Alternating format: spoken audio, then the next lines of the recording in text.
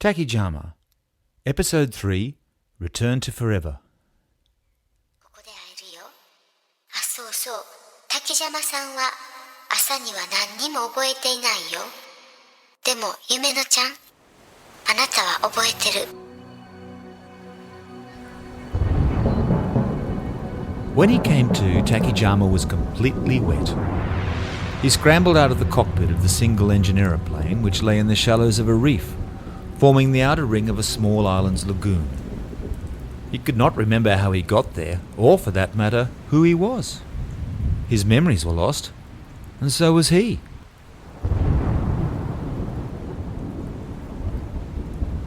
As the setting sun sank below the horizon, Takijama swam towards the safety of the beach. He turned just in time to see his plane swept into deep water by the surging currents. It vanished beneath the waves, taking with it all clues to his identity or his past. No ships or planes came searching. No rescue. Nothing. He was lost and forgotten, marooned on an uncharted island in the vast Pacific. What has happened to me? Who am I? His other intellectual skills seemed normal. There was always just this dark void in his personal recollections, lost memories. He did not even dream.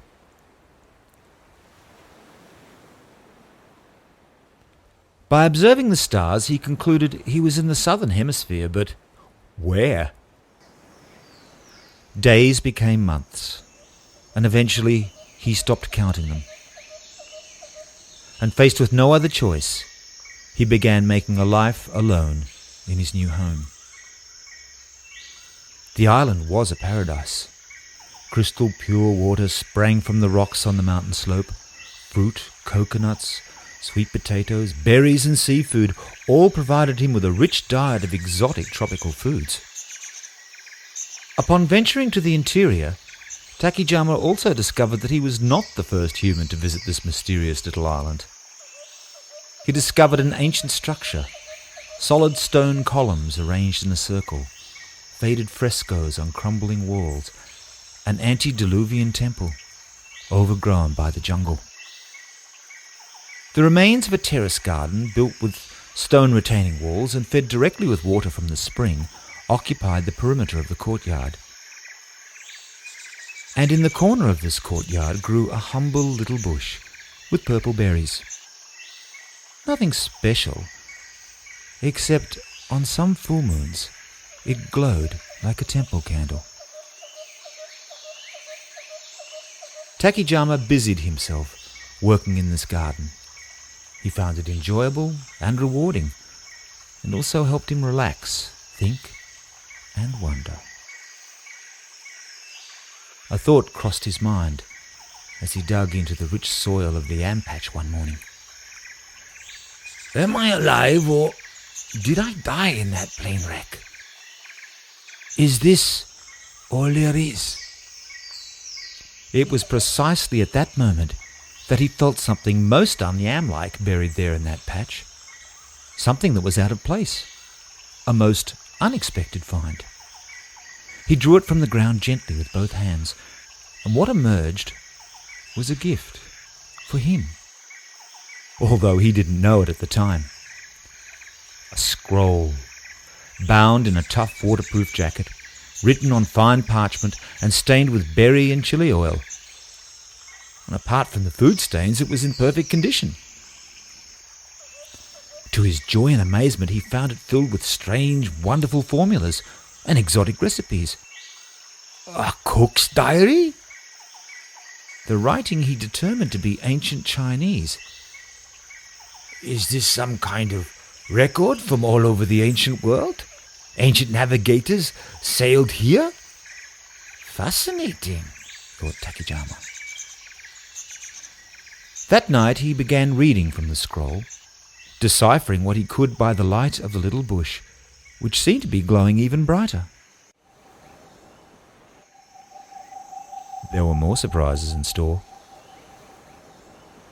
Upon walking down to the beach early one morning to check the fish traps, Takijama was confronted by a surreal sight in the shallows of the lagoon. It was something he'd never seen before. A silver disc. A very large silver disc. And standing on the beach were some children, but as he drew closer he realized that if indeed these were children, then they were a long way from home. A very long way. Their skin shimmered silver, and a presence which felt reassuringly familiar. The little aliens seemed to be having a dialogue with several dolphins gathered in the lagoon. Takijama did not wish to appear rude, so he casually approached, bowed and welcomed them, but of course he was unable to introduce himself as he'd forgotten his own name. The conversation went something like this. Ah, Daijobu. We would like to order some of that sweet bongo berry relish. Last time we were here, Chufat made some up for us. Takijama could not believe what he was hearing inside his head. Naturally, they were communicating with him and the dolphins telepathically. Now, he wanted to ask these little interstellar visitors all the questions in the universe, but suddenly and automatically, the image of the cook's diary appeared in his mind.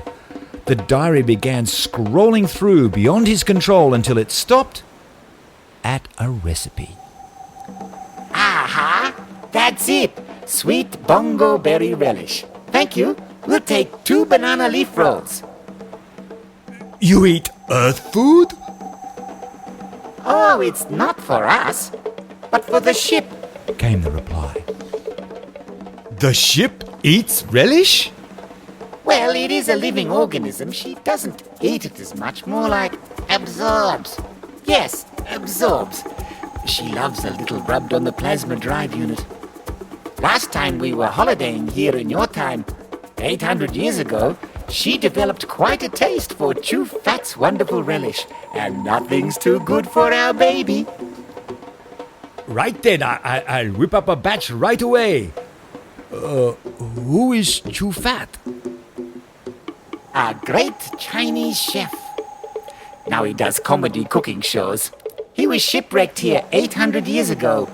He wants you to have the scroll.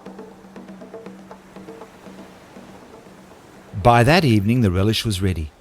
The aliens bulk transferred vast knowledge into his brain to add in the translation of the diary, but also included some bonus extras. These cerebral upgrades would later come in very handy. In addition, the visitors presented Takijama with some odd gifts.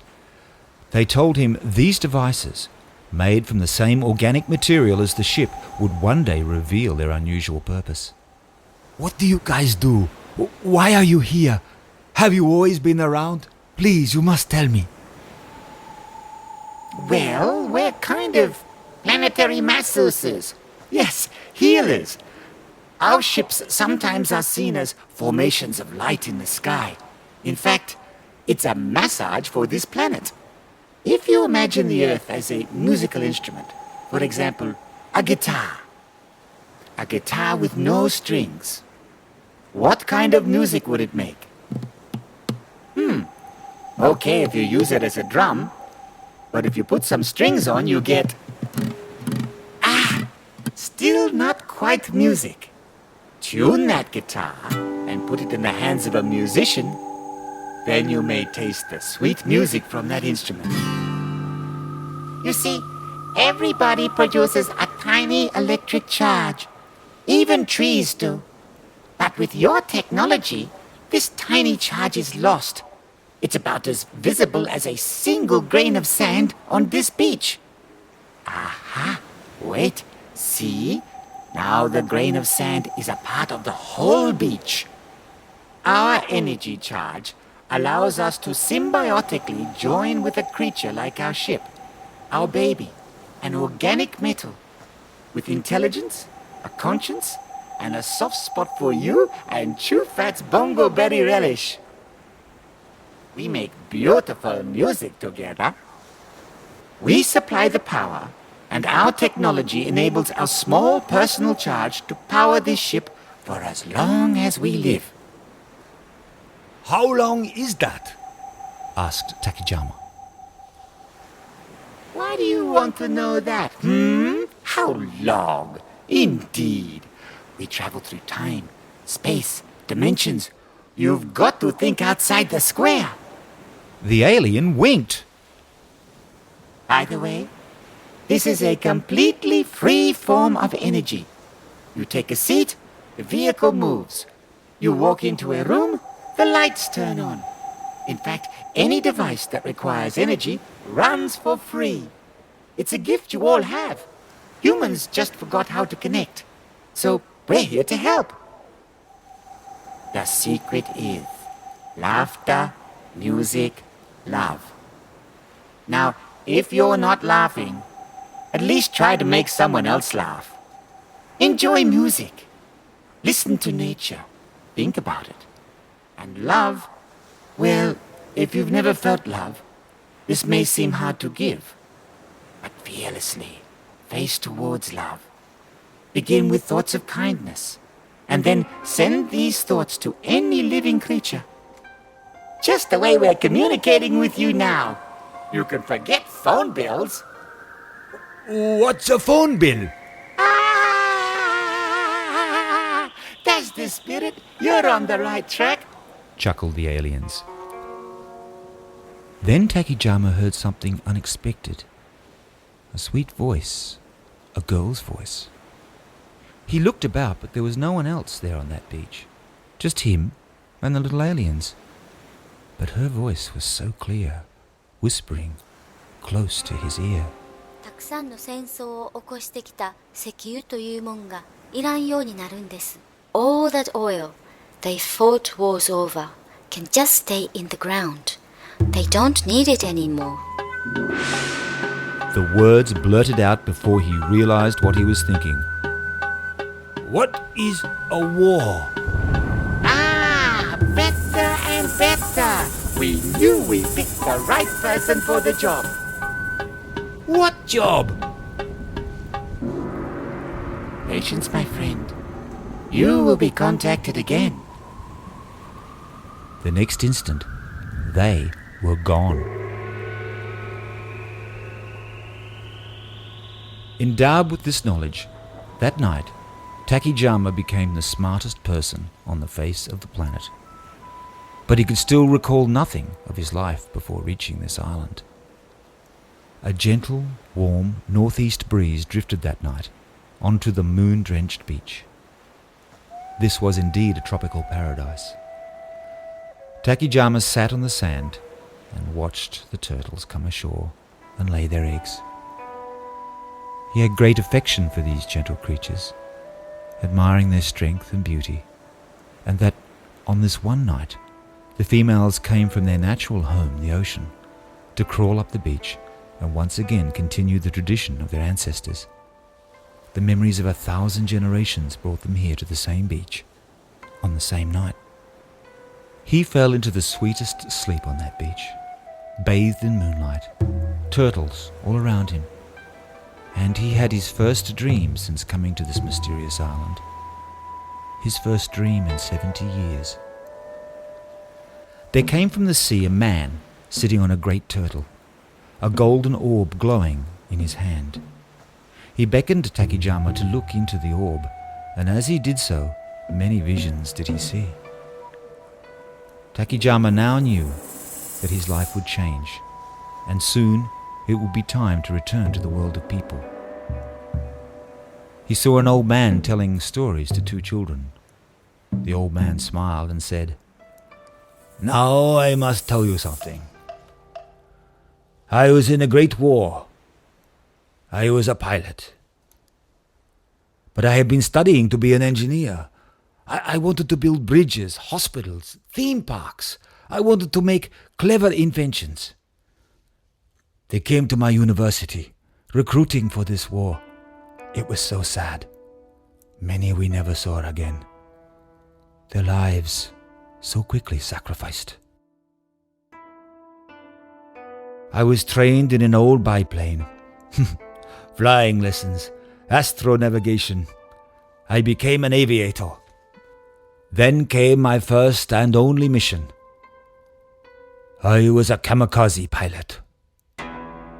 Our group was ordered to fly and crash our planes into the enemy ships. But something very strange happened as we flew far out over the Pacific. At first it seemed a giant cloud was racing towards us from over the horizon, and soon a great typhoon swallowed our group of planes. I lost sight of the others. The radio was dead, the instruments went crazy. I thought, this is it. I will never see home again. The wind lifted my little Raisen higher and higher. Oxygen was low. It was so cold.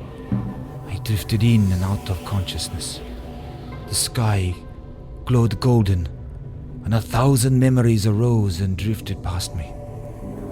My mother, our sad farewell, school friends and music, cherry blossoms, tradition. This war, so much cruelty and pain. But hope and honor. Yes, I remember. Amano Hashidate. Jizu. So many memories. It seemed that I had been flying forever. I could no longer hear the engine, just the whispering wind. As alone and lost, I floated high above the Pacific. The last thing I remember was the great blue horizon slipping lazily away.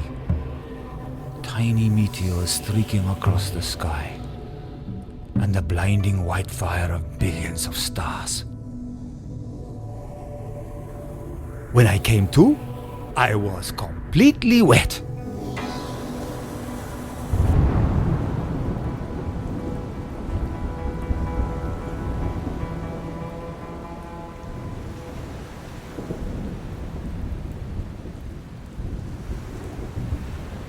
At dawn, from the research ship, Dr. Barnes watched through her binoculars as many green sea turtles gathered on the beach.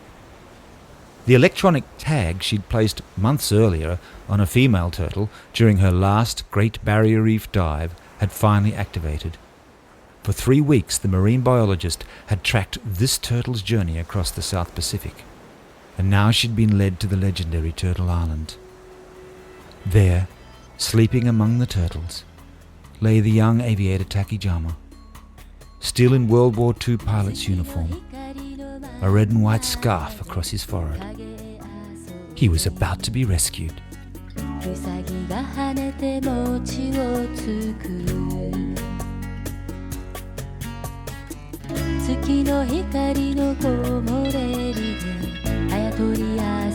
News of his remarkable survival and rescue beamed around the world. Japan brought Takijama home as a hero. He became a national treasure. And with the generous back pay he received from the government, he bought a little farm in Hokkaido and set about the rest of his life. Over 70 years had passed since he'd flown into that typhoon. Much had changed. But the mysterious and wise Mr. Takijama not only caught up with the world, soon he was to be a long way in front.